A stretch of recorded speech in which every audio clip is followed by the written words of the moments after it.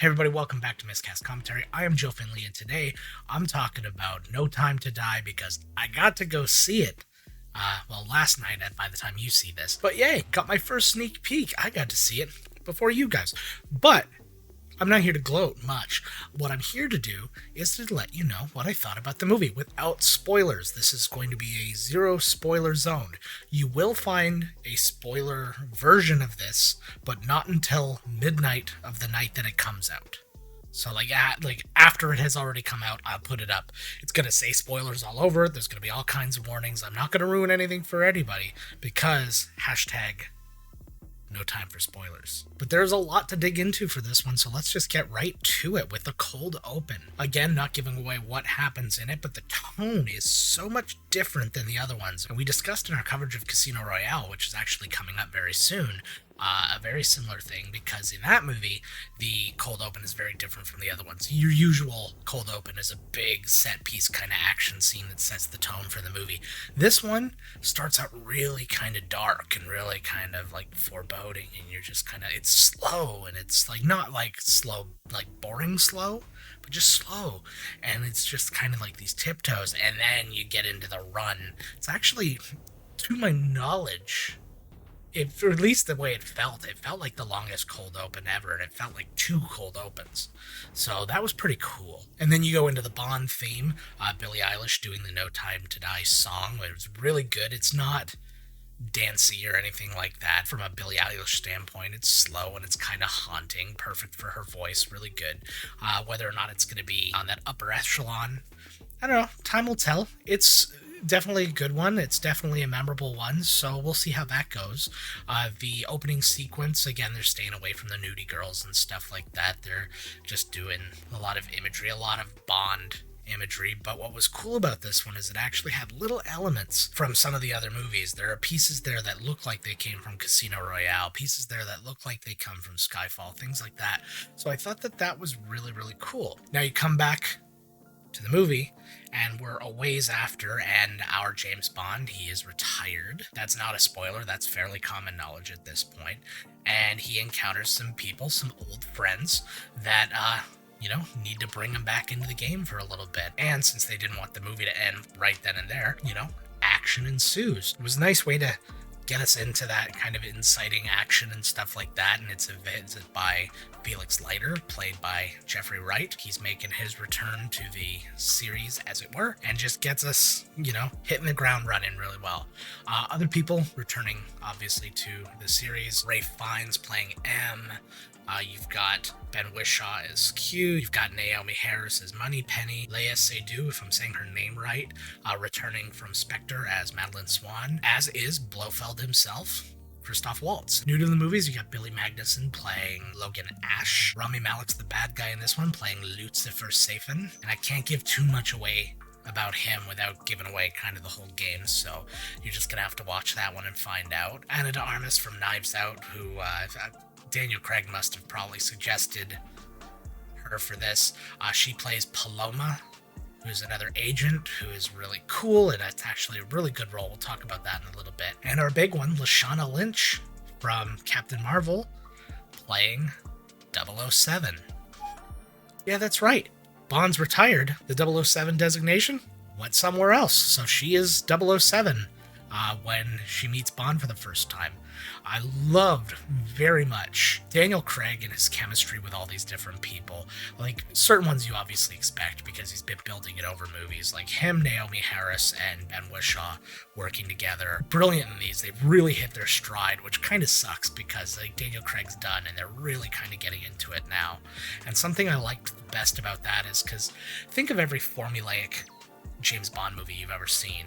You have the usual bits where he sees Moneypenny, they have their little moment. He goes in and sees M, they have their little moment. Then they goes and sees Q, they have their little moment. And then for the most part, they're done. You probably get back to M at the end where they have like kind of a little debrief or something like that.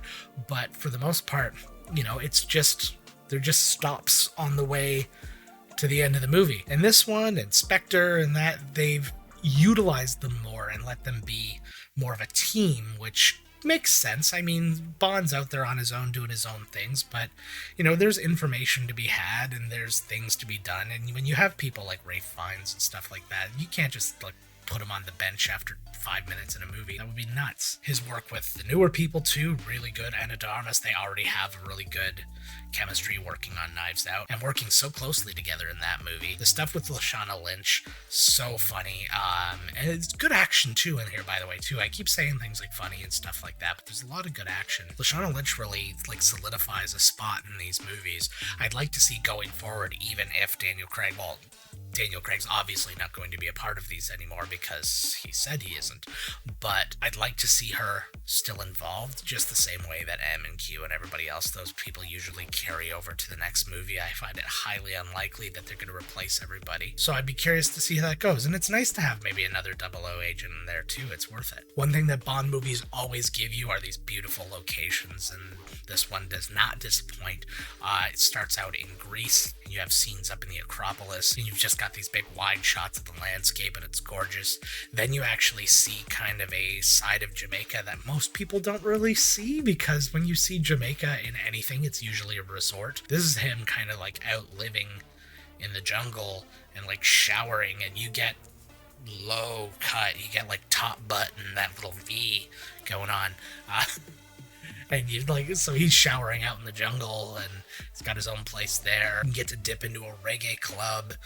There's all sorts of things going on in Jamaica. Norway, gorgeous photography out of there. There's this, I don't really know how to explain it. There's these bridges, but hilly, and I don't know, it looked like it was built by like a Tim Burton set director, but it was so beautiful, and just like you see the whole landscape around. It was just really stunning. There's another thing that I assume they shot it at Pinewood Studios, but it's this beautiful thing where they're in this foggy forest, and again, it's just this kind of imagery that you've never seen before in a Bond, and I think that that's what's been really good about this run of Bond, is they've tried to bring more stuff to it, because all the previous ones, they kind of like, okay, these movies set the formula, these movies kept going, these movies, and then they would like elevate to the point where it got too corny maybe. And this one, it gives you some different looks, it gives you some different feels, and I think that that's what made the collection of kind of these 5 movies really special. But that's not to say that you don't get classic Bond. In fact, I was talking a bit about this again during our Casino Royale coverage, so make sure you watch that episode when that comes out. But I'm noticing in these ones a lot of little nods towards previous Bond movies. Not like just outright. Like, I can't remember, I want to say it was Die Another Day, where they were going through Q's office and there were actually like gadgets from the previous movies and stuff like that. It's not exactly like that, but things that give you the same feel. Like, obviously you get the classic cars, you get a few of the classic gadgets by way of, car bombs and the machine gun headlights, things like that, the usual stuff. But then a little bit of the fashion, they bring that back kind of old school. Also, the love story between Daniel Craig's Bond and Madeline Swan, that reminds me of George Lazenby's Bond in On Her Majesty's Secret Service. You get a little submarine action in this one, that's right out of another. So it's all these little bits and pieces without going too crazy and being too on the nose. Which has been really good, because it's not like a fan service, it's just kind of a grounding in the world that you're in. Just, hey, remember, these are Bond movies. You also get a few little homages to previous movies, specifically mentions of Vesper Lynd from Casino Royale. There's just a quick spot where you see Dame Judi Dench's portrait up on the wall, I believe, at M's office, if I'm not mistaken. So those are nice little visual things that, again, they're not hitting you over the head with it, but it's just reminding you that this is, a complete story at this point. And that's actually something worth talking about as well, is this being Daniel Craig's final Bond. You're expecting, because it's very rare that when an actor is finishing Bond, he knows it's his last Bond before he's done it. Pierce Brosnan was famously supposed to do Casino Royale, and then things kind of fall apart on that. You got Timothy Dalton, all these different guys. They're not necessarily going into a movie thinking it's their last. They might decide afterwards that they're not going to do anymore because their contract's up or whatever, but this is one where it was specifically, I'm going to do this one, and that's going to be it. So you're expecting a goodbye of some sort, but what I found weird about this one was it felt like a goodbye to Bond, not a goodbye to Daniel Craig.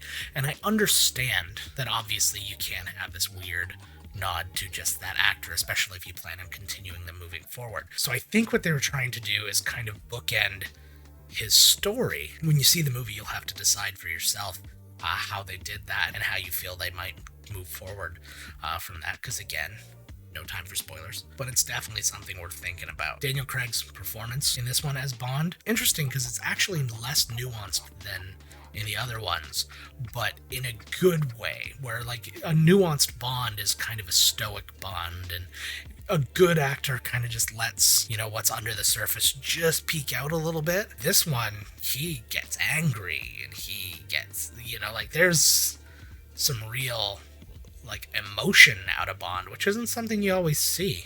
Usually he'll just slap a woman and move on. And his scenes with both Christoph Waltz and Rami Malek were excellent. Not a lot of face-to-face interaction with either of those guys, as is usually the case with these ones. You kind of get a big one and then a confrontation or something like that. Just excellent, though. You have Blofeld, who's in prison in the movie, and he has to visit him at some point. You've seen that in the trailers if you have watched any of those, or even in the TV spots. Their exchange during that scene was really, really good. And again, a little bit of a different side of both characters. This strange, interesting confidence for Blofeld, a guy who's in jail. Then some certain level of vulnerability with, say that twice, with Daniel Craig, and it was really good. And then the same with his scenes with Rami Malek is they're trying to paint for you kind of a two sides of the same coin thing without giving anything away. But I think the conversations between the two are supposed to be really revelatory for Bond as far as, his feelings and his actions and his motivations. And Rami Malek crushes it. My only complaint about Rami Malek is that when you see the movie, things happen where you look at him and you're like, he looks too young to be the person who's playing this character, just based on timelines and things like that. And it's like, okay, well, it seems like a lot of time has passed and you've aged not at all. But there's enough going on where you can see the explanation for it. They don't explain it kind of outright as far as, again, those timelines go. But you can kind of look at it and go, oh, okay, I could see him being younger at this point, and I could see him being this age at this point, and okay, now he's up to that age. But he's just one of those young-looking guys. I don't even know how old they were trying to make him be. He just seems young. The makeup on him, though, fantastic. He's just all kind of like cratered and pitted and God knows what else. And same with Blofeld. He's taken battle damage from the previous movie. There's so many good effects in this movie. Sound design really good in this movie too. There's a couple really specific scenes that are surrounding explosions that evoke like a lot of kind of emotion and immersion into the scenes that you're in. So those were neat. And some of the stunts, guys, I mean, Bond, you're always expecting a few pretty awesome stunts, and if you've seen the trailers and that, you've seen the one where he grabs onto the cable and jumps off the bridge, and that one's really cool. Then there's another motorcycle one that happens in that early bit, which is really cool. And my favorite action scene is towards the end, where at least the large stretch of it looks like it's only one shot. They do that clever, cover up the screen for one frame so they can do cuts and stuff like that, but it looks like it's one solid thing for a long period of time, and they did a really good job with that. Big ups to Cary Fukunaga, who crushed those scenes. They were really, really good. Oh, hi. Hey. Somebody wanted to say hi, sorry. You want to know what happens in the Bond movie? I'm not going to tell you. Hashtag no time for spoilers. Off you go. But the thing I enjoyed about this movie is its pacing was fantastic, because this is a foreboding movie for a great deal of the duration of the movie, but it's not without its action. A lot of times you get a lot of long, dragging, psychological whatever, and with a Bond movie, if it's missing the action, you're kind of doing a disservice to your fans. But in this one, basically, it would take this dip into low, and then it would go up high, and then it would go low. It was kind of manic depressive in that way. It reminded me like poetry, though. It was like a rhyming scheme to each stanza as it's going up and down, but they changed the tempo just enough So you're not like, oh, here comes the next action scene, and like you're anticipating when it's going to happen. When one of those peaks or valleys happens, you don't feel like you know when it's going to stop. Is it going to stay up for a really long time? Is it going to stay down for a really long time? You don't know. But rest assured that during the movie, there's never a time where there's too long of a lull or there's too much craziness going on that a movie isn't happening. It's just nothing but like set piece action, like a Fast and Furious movie or something. But yeah, without giving out spoilers, that's all I can really say about it. If you want to read a bit more about it, again, spoiler free, you can find the link down below for my CGM article. Where I wrote a review for the movie. And as always, if you want to find me, you can find me on Twitch. That's twitch.tv/miscastjoe. Twitter, we're at Miscast Podcast. I'm at miscastjoe. Instagram, I'm at miscastjoe. We're at Miscast Commentary. TikTok, Miscast Commentary, miscastjoe. All the links are down below, so you don't have to memorize it when I say it. But thank you so much for joining in on this one. If you're seeing this and the movie's already come out, you'll probably see a card in whatever corner. I'll point at both corners, and one of them should theoretically have it. That will have the spoiler-filled version if you're interested in seeing that. Hopefully you're the kind of person who doesn't want the spoilers before you see it. So I want you to see the movie, then check out what I thought about everything that happened in it. Make sure if you enjoyed the video that you're hitting like and subscribe and all that stuff down below. It helps us get seen and it helps grow this community. Hit the notification bell so you know when new videos are coming out, and if we go live together sometimes. We're trying to find more time to do that as Todd's season at sea is coming to a close. We might find some more time to go live with you guys, but might also find a little bit of time to do a really long live, the one we've been talking about for some time. Wink. But until next time I see you guys, peace.